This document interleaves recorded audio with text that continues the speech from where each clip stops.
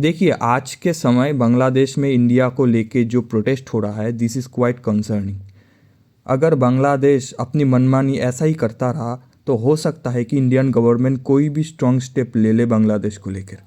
Recently Bangladesh में जो तख्ता पलट हुआ है, उसके बाद बांग्लादेश में एक बहुत ज़्यादा रेडिकुलस सरकार चला आता है, जो एक तरह से तानाशाह बोल सकते हैं, जो पाकिस्तान की तरफ ज़्यादा झुकाव रखता है।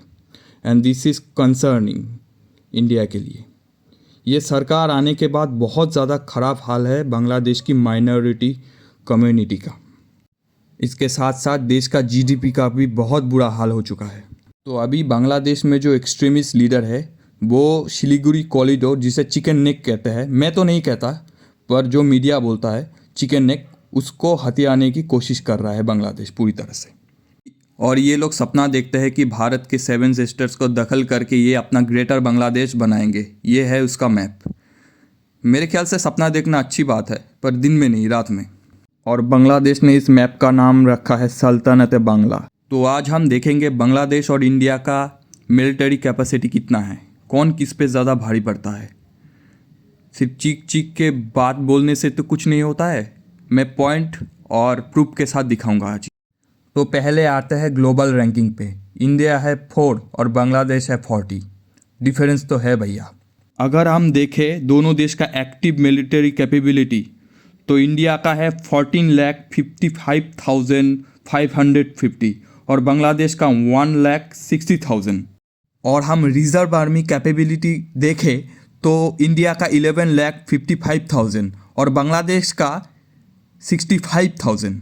दोनों देशों का पैरामिलिट्री की बात करें तो इंडिया का है 1 मिलियन, मतलब 10 लाख के बराबर, और बांग्लादेश का 2 लाख। और दोनों देश का डिफेंस बजट देखा जाए तो इसमें इंडिया का है 75 बिलियन US डॉलर और बांग्लादेश का सिर्फ 4.5 बिलियन डॉलर्स। आप बात करते हैं कॉम्बैट टैंक्स की। फिलहाल मुझे हंसी आ रही है, फिर भी ठीक है, कोई बात नहीं। तो कॉम्बैट टैंक्स इंडिया में है 4,000 और बांग्लादेश में है सिर्फ 600। वाह रे भाई वाह। और ये स्लोगान देते हैं दिल्ली ना ढाका, वाह। और अब हम देखते हैं मिलिट्री एयरक्राफ्ट। तो भारत में 2,200 से ज़्यादा मिलिट्री एयरक्राफ्ट है और बांग्लादेश में 175। अब हम बात करेंगे फाइटर एयरक्राफ्ट की। तो फिलहाल भारत में 600 से ज़्यादा फाइटर एयरक्राफ्ट है और बांग्लादेश में सिर्फ 45। वाह रे वाह। तो इधर नेवल शिप्स के मामले में भी भारत बहुत ज़्यादा आगे है, 140+ और बांग्लादेश का सिर्फ 85। इसलिए बोलते हैं उपस्थित बुद्धि कितना ज़रूरी होता है। To be educated you need not only education but also intelligence. ये बात खोपड़े में घुसा लो बांग्लादेशियों। तो भारत के टोटल एयरक्राफ्ट कैरियर्स है 2 और बांग्लादेश का 0। पता नहीं कहाँ चला गया, ढूंढ रहे हैं शायद। अगर सबमरीन्स की बात किया जाए तो भारत के पास 18 सबमरीन हैं और 3 हम रशिया से परचेज कर रहे हैं जो न्यूक्लियर कैपेबल हो, और बांग्लादेश के पास फिलहाल 2, शायद इधर भी गिनती में एक ज़्यादा दिखा रहा है। मुझे तो लगता है ये लोग इन सबमरीन से इलिश माछ पकड़ते हैं, जिसे हिल्सा कहते हैं शायद। न्यूक्लियर की बात किया जाए तो इंडिया के पास 160 से ज़्यादा न्यूक्लियर वेपन्स है और बांग्लादेश के पास 0। इसलिए बोला जाता है कि that's why it is said that dreams should be dreamed while sleeping not while awake.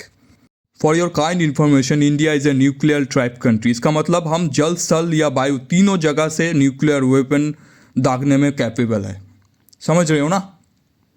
हम ऐसा करना तो नहीं चाहते क्योंकि हमारा एक पॉलिसी है नो स्ट्राइक फर्स्ट। हम ये पहले कभी नहीं इस्तेमाल करेंगे क्योंकि इससे सिर्फ विनाश और तबाही होगा, और इस बारे में हम बहुत ज़्यादा कंसर्न भी है। The moral of the story, don't mistakes India's restraint for India's weakness. तो आशा करता हूँ आप सबको मेरा वीडियो अच्छा लगा। तो अच्छा लगे तो एक लाइक, कमेंट, शेयर, एक सब्सक्राइब कर दीजिए। Thank you guys.